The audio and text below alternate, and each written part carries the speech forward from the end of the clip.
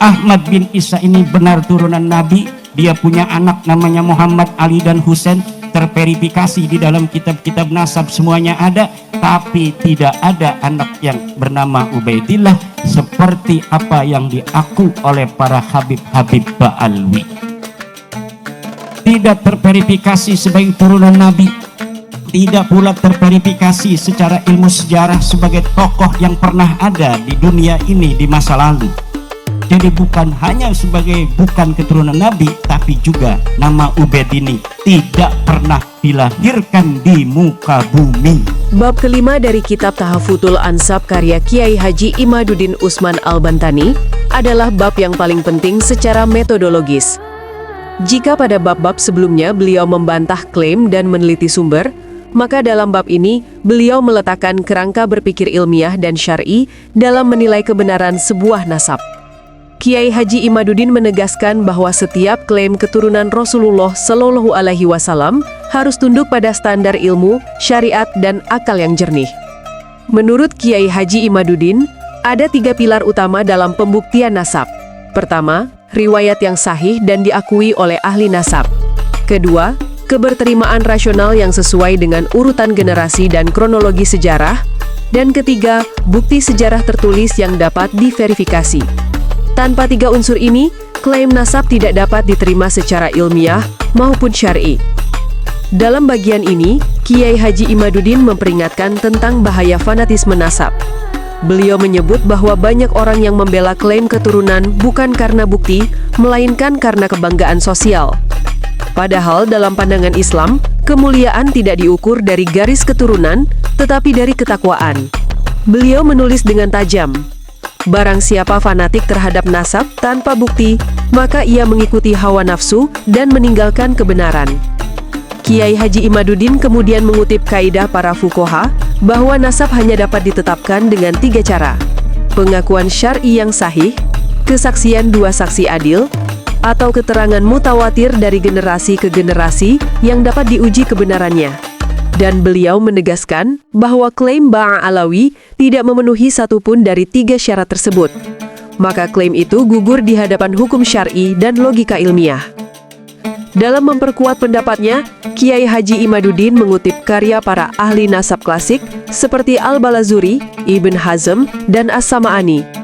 Mereka semua menegaskan bahwa penetapan nasab harus berdasarkan kesaksian ilmiah dan bukan semata klaim sosial. Dan Kiai Haji Imaduddin menunjukkan tidak satupun dari karya-karya mereka yang mencatat Ubaidillah sebagai anak Ahmad bin Isa. Fakta ini menurut beliau adalah bukti final yang menolak klaim genealogis tersebut. Kiai Haji Imaduddin menegaskan bahwa kebenaran dalam masalah nasab tidak ditentukan oleh jumlah pengikut atau popularitas, tetapi oleh kekuatan bukti. Beliau menulis dengan nada tajam, yang menjadi ukuran dalam nasab adalah penelitian, bukan tepuk tangan pujian. Pernyataan ini menggambarkan keberanian intelektual beliau dalam menegakkan prinsip ilmiah di tengah pandangan sosial yang dominan. Kiai Haji Imaduddin menutup bab kelima dengan simpulan yang kuat, bahwa klaim nasab Ba'alawi tidak sah secara ilmiah, tidak kuat secara syar'i, dan tidak dapat dibenarkan secara historis. Fanatisme tanpa dasar hanya melahirkan kesesatan berpikir, sedangkan kebenaran sejati berdiri di atas bukti dan kejujuran ilmiah. Dengan demikian, bab kelima Tahaffutul Ansab menjadi manifestasi dari integritas keilmuan dan keberanian moral Kiai Haji Imaduddin dalam membela kebenaran. Sebagai penutup, kami mengajak Anda untuk tidak berhenti di sini. Saksikan juga video langsung Kiai Haji Imaduddin Usman Al-Bantani agar pemahaman kita terhadap gagasan beliau menjadi lebih utuh.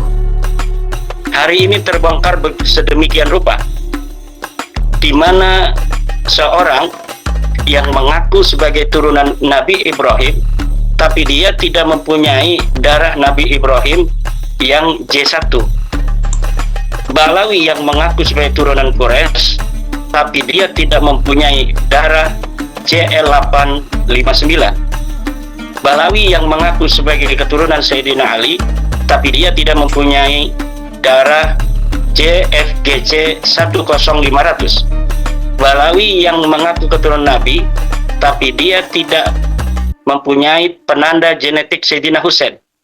Katanya Balawi mengaku turunan Sayyidina Husain, tetapi dia tidak mempunyai penanda genetik Sayyidina Husain, yaitu FGC 30416. Bagaimana orang yang tidak mempunyai darah Nabi Ibrahim mengaku turunan Nabi Muhammad?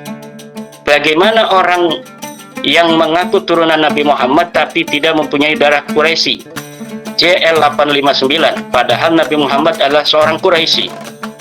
Bagaimana orang yang mengaku keturunan Nabi Muhammad dari Siti Fatimah yang mempunyai suami Sayyidina Ali, tapi dia tidak mempunyai darah JFGC 10500, padahal seluruh keturunan dari Siti Fatimah seharusnya mempunyai darah Sayyidina Ali, JFGC 10500.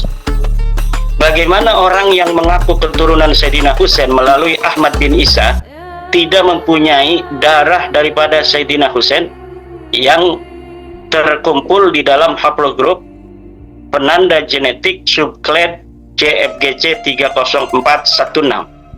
Ini adalah sebuah hal yang mustahil. Dan hari ini terkuak pula bagaimana seorang keluarga dari yang bersepupu dengan Abdullah Budhar yang ada di Oman, yang asal dari India, bersepupu, bertemu 1000 tahun yang silam di dalam satu kakek bersama antara Ba'lawi dan keluarga Budhar. Yang satu Ba'lawi mengaku turunan Nabi, sementara Budhar sekarang ini di Oman tidak mengaku sebagai turunan Nabi. Padahal 1000 tahun yang lalu saya sudah mengecek di family tree DNA, keluarga Budhar bertemu dengan Ba'lawi itu 1000 tahun yang lalu. 1000 tahun yang lalu itu adalah Alwi bin Ubaid. Alwi wafat tahun 400 Hijriah. Sekarang 1447 Hijriah. Berarti 1000 tahun yang lalu itu adalah Alwi. Silakan lihat di family tree DNA bahwa keluarga Budhar bertemu dengan keluarga Ba'lawi di 1000 tahun yang lalu. Artinya bertemu di Alwi bin Ubaid. Bagaimana orang yang ketemu di Alwi bin Ubaid sekarang Ba'lawi yang ada di Indonesia dan di Yaman itu mengaku keturunan Nabi, sedangkan sepupunya yang ada di Oman tidak mengaku keturunan Nabi. Kemudian Bin Laden, Usama bin Laden, berdasarkan tes DNA dari anaknya Omar bin Usama bin Laden, itu merupakan satu subclade yang sama dengan keluarga Ba'lawi. Bagaimana Usama bin Laden yang dia seorang Kindi tidak mengaku keturunan Nabi, tetapi kemudian sepupunya Ba'lawi mengaku turun Nabi? Ada yang mengatakan seperti Kang Mas Hanif Balghaus bahwa bisa jadi ini bukan Kang Mas Hanif ya, tadi Kiai Nurih ya, ini adalah keluarga Ba'bud. Keluarga Ba'bud itu menurut tradisional penulisan daripada keluarga Ba'lawi adalah Ba'lawi juga dari Faqih Al-Mughadam.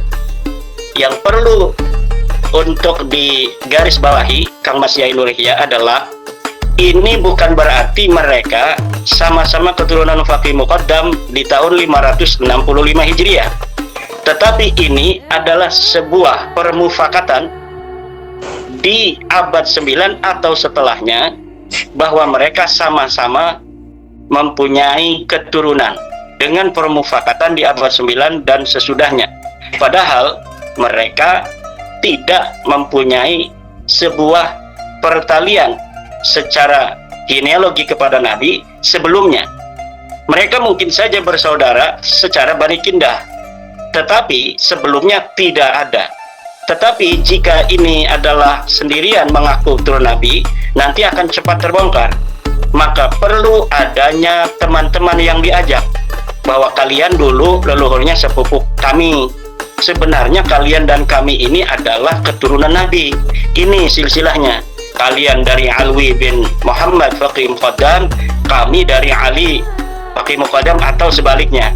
Kamu dari Alwi, kami dari Ali. Kami dari Alwi, kamu dari Ali. Itu tinggal begitu-begitu saja pada abad-abad sesudahnya. Mas Hanif Balghaus, perhatikan itu. Dari Bani Kindah itu ada Baharun.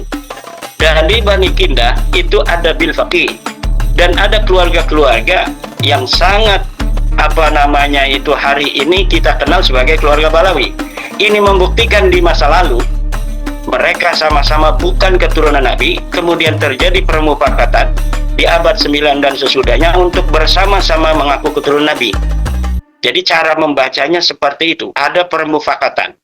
Tidak ada satupun ulama ahli sejarah, ahli nasab dari mulai abad ke-4 sampai 9 Hijriah yang sekalipun menyebut nama Khali Qassam, Muhammad Sahib Mirbad, Ubaid bin Ahmad, tidak ada.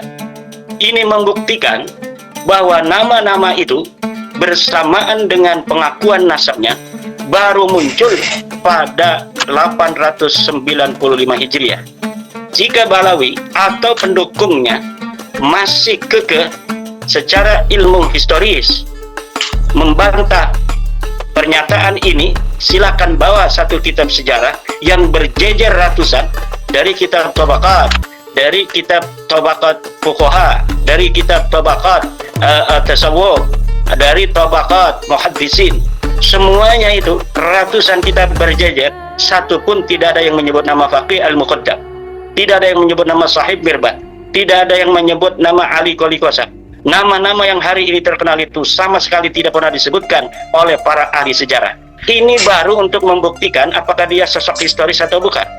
Belum lagi untuk membuktikan nasabnya, sama sekali tidak ada di dalam catatan para ahli nasab dari mulai abad ke-4 sampai abad ke-9 Hijriah. Pengakuan mereka baru muncul pada 895 Hijriah ketika Ali bin Abu Bakar As-Sakran mengurutkan nasabnya sebagai keturunan Ahmad bin Isa Al-Abah.